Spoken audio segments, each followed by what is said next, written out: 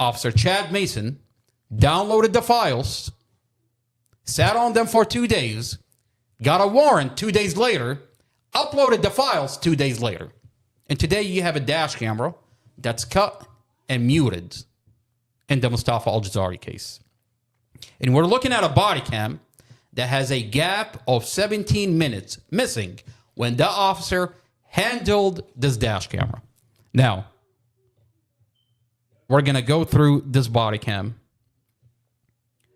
We're going to go through what's going on inside the court because the defense attorney, Brad Haywood, in a Brady motion, September 16 of this year, litigated that the Mustafa Aljazari file has missing body cams. Body cams that are cut, spliced, edited, and muted before the police department uploaded them to the server. Now, the prosecutor tells you, everything I have, I gave it to the defense.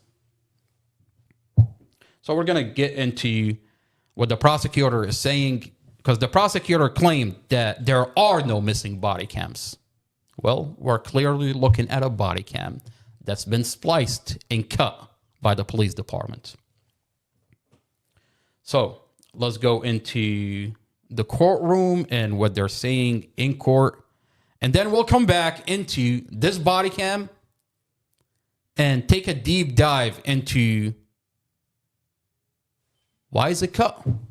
Are they covering up for the officer that, is the police department covering up for the officer that cut and muted this dash camera? Now, before we go into the transcript, let's take a look at Mustafa's dash camera and how it cuts off before impact.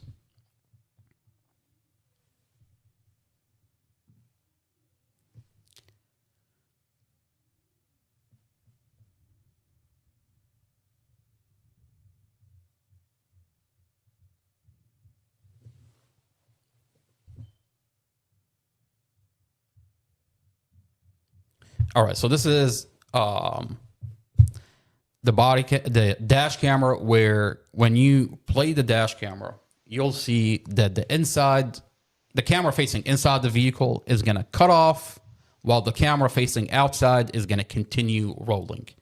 So if you slow down the dash camera, you'll see that the inside camera facing cuts off while the outside is still rolling.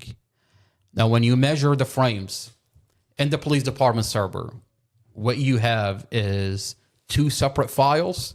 One, the camera facing outside, the file for the camera facing outside, you'll see that it stops at it's 8.3, while the file for the camera facing inside the vehicle is 8.0. When you measure the frames, that's 17 frames missing from the camera facing inside the vehicle. The police department, specifically Officer Chad Mason, cut this dash camera, took 17 frames from inside the vehicle, and what he did, you'll realize that there is no audio to this dash camera. There's no audio. Now, this is the last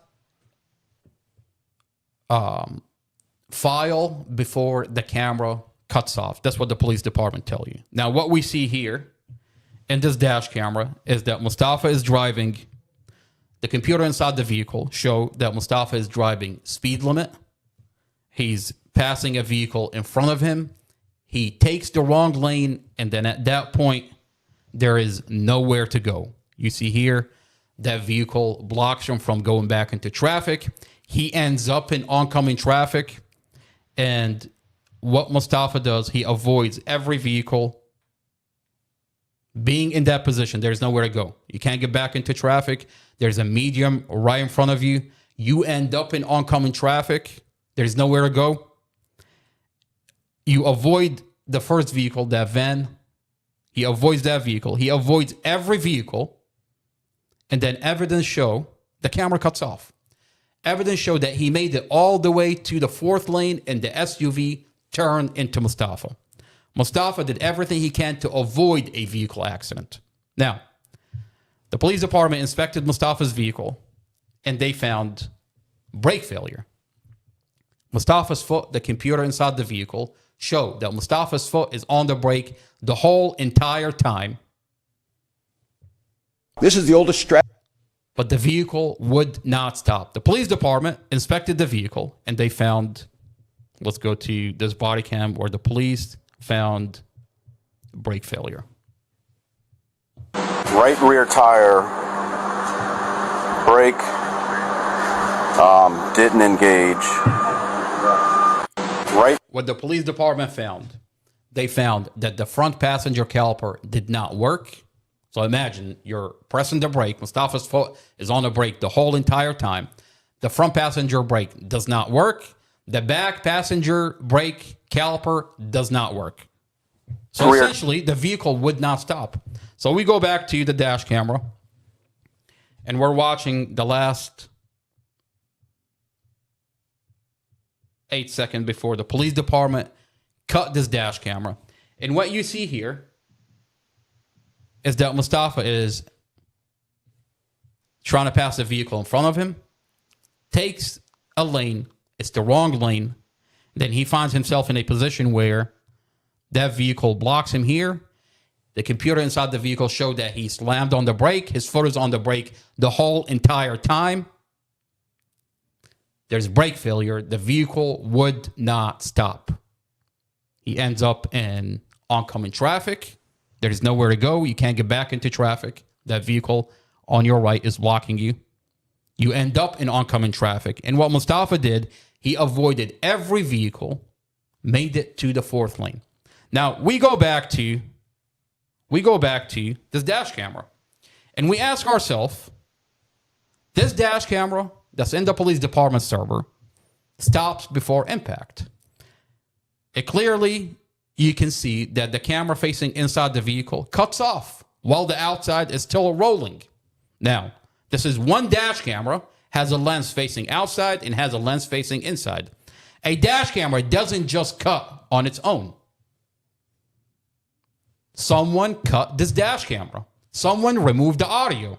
Specifically, that digital forensic, Kathy Zymuth, we find in the Mustafa Aljazari file, in the sealed file, that Kathy Zymuth says that this dash camera does have audio.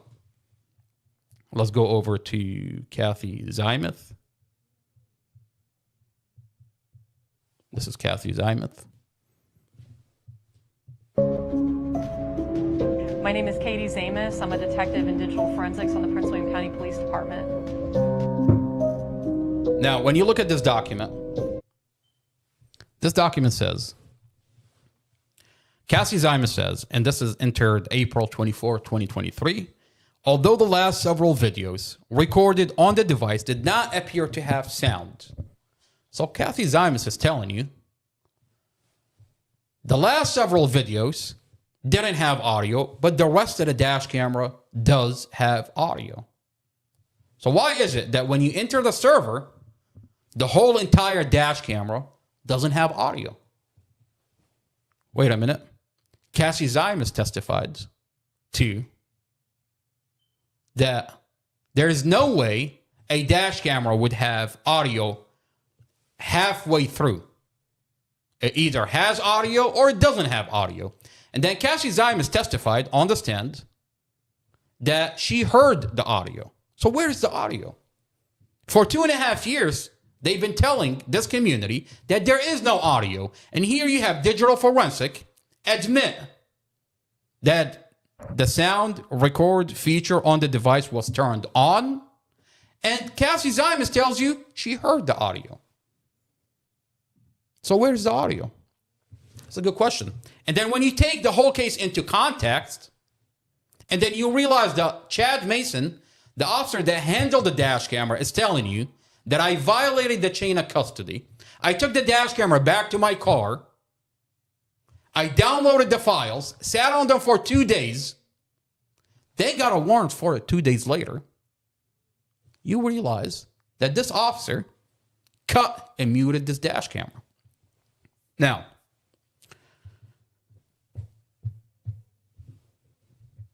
all over NBC4 for over 2.5 years. They've been telling us that this dash camera does not have audio. But Aljazari won't be walking, but Let's see what Julie Carey on NBC4 is telling us that Commonwealth attorney says about this case. Let's see if we can pull up what NBC4 is telling us.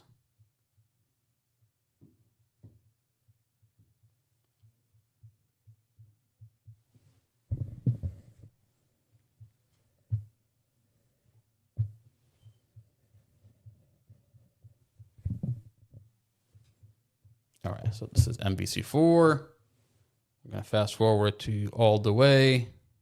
Let's see. video from the vehicle. All right.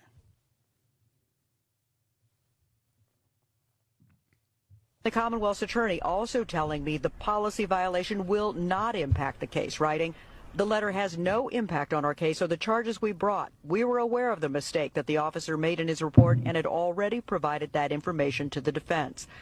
Court documents filed by prosecutors say there is other evidence supporting the charges, including dash cam video from the vehicle, but there's no audio on the recording. All right. Claim they don't have audio of the dash camera, but here they are telling the public they were arguing. So if they don't have audio, and my client didn't say they're arguing despite the police report saying so, what's their basis? We don't know. Weiner So- says his next step as They're telling you that there's an argument inside the vehicle. They're telling you that there's no audio. And now we're finding out that the officer cut and muted this dash camera.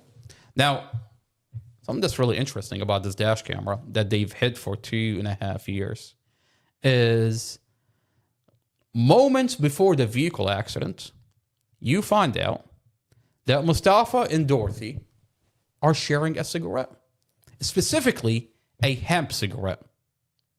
Let's go to moments before the accident. This is what they've hid for over 2.5 years. I remind this community, this is a sealed dash camera.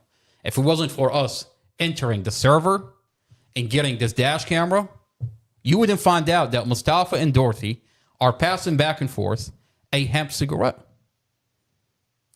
And look at the way Mustafa's girlfriend feels Mustafa's fingers when she grabs that cigarette. Now, they want to tell you that they're arguing inside the vehicle. But then moments before the vehicle accident, we find out that they're sharing a hemp cigarette. And the way Dorothy, Mustafa's girlfriend, grabs that cigarette, she feels Mustafa's fingers when she takes that cigarette. Now, they pass that cigarette back and forth 6 times. Not once, not twice, 6 times. So where is the argument inside the vehicle? In this case, what they've done is the officer, the main investigator, Robert Drum, wrote in his police report, "Mustafa, you told me you were arguing inside the vehicle." There's a recording of the conversation between Mustafa and the officer that Mustafa never said that. That officer flat out falsified Mustafa's statements. What they've done, they hid the dash camera, sealed off the dash camera, never told anybody that they're sharing a cigarette, specifically a hemp cigarette, sealed off this dash camera, and then went on and cut and muted this dash camera. Now this case is being leaked all over the internet, and we're finding out that there is no argument inside the vehicle. That Mustafa did everything he can to avoid a vehicle accident. When there is no argument inside the vehicle, 2, Mustafa did everything he can to avoid a vehicle accident.